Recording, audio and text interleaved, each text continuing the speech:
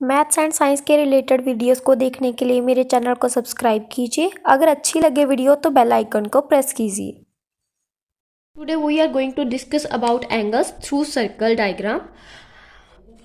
आज हम बात करेंगे एंगल्स के बारे में सर्कल के थ्रू। देखो ये आपके पास एक सर्कल दिया हुआ है, ठीक है। कंप्लीट रेवोल्यूशन कितने की होती है? 360 की। मतलब कि आपका एक कंप्लीट सर्कल कितने डिग्री का एंगल बनाता है? 360 डिग्री का, ठीक है। अगर मान लो मैं इस सर्कल को हाफ कर दूं, मान लो मैंने इसको हाफ कर दिया, ऐसे आधा हो गया, ये आधे में ये स्ट्रेट लाइन बन रही है, ठीक है। तो हम आधे को क्या बोलेंगे? Means half revolution. आधी बनेगी ना, ऐसे ऐसे करके हाफ रेवोल्यूशन बनेगी। तो ये हाफ रेवोल्यूशन क्या बनाएगी? 180 डिग्री का एंगल। और 180 डिग्री के एंगल को हम क्या बोलते हैं बेटा? Straight angle. स्ट्रेट एंगल, ठीक है। या स्ट्रेट लाइन, स्ट्रेट एंगल, कुछ भी बोल देते हैं, ठीक है।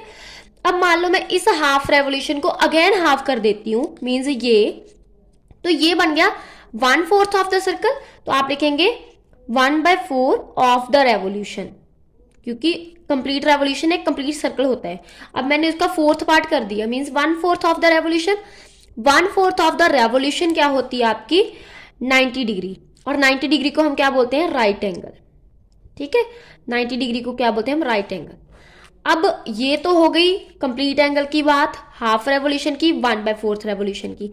अब हम इसको जरा ओपन करके देखते हैं।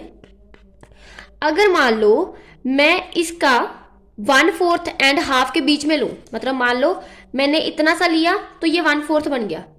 अगर इतना सा लूं तो वो हाफ बन जाएगा। अगर मैं इन दोनों के बीच में लूं कोई एंगल, मतलब कि 1/4 वाली लाइन एंड 1/2 वाली लाइन के बीच में लूं, तो ये वाला एंगल कितना बनेगा? मतलब कि ऐसे बने कोई, मान लो एंगल ऐसे, ठीक है, ऐसे बने, मीन्स 1/4 यहां तक होगी और 1/2 यहां तक। अगर इनके बीच में आए कोई एंगल तो वो क्या बनेगा आपका? 1/4 एंड 1/2 के बीच में, बिटवीन 1/4 एंड 1/2 के बीच में ऑफ रेवोल्यूशन, तो वो कौन सा एंगल होगा बेटा आपका? Obtuse angle. कौन सा होगा? Obtuse angle. अब आता है आगे, एक रह गया रिफ्लेक्स एंगल। रिफ्लेक्स एंगल कौन सा होता है बेटा? जब आपका एंगल जो होता है 1/2 एंड 3/4 के बीच में बनता है, ठीक है।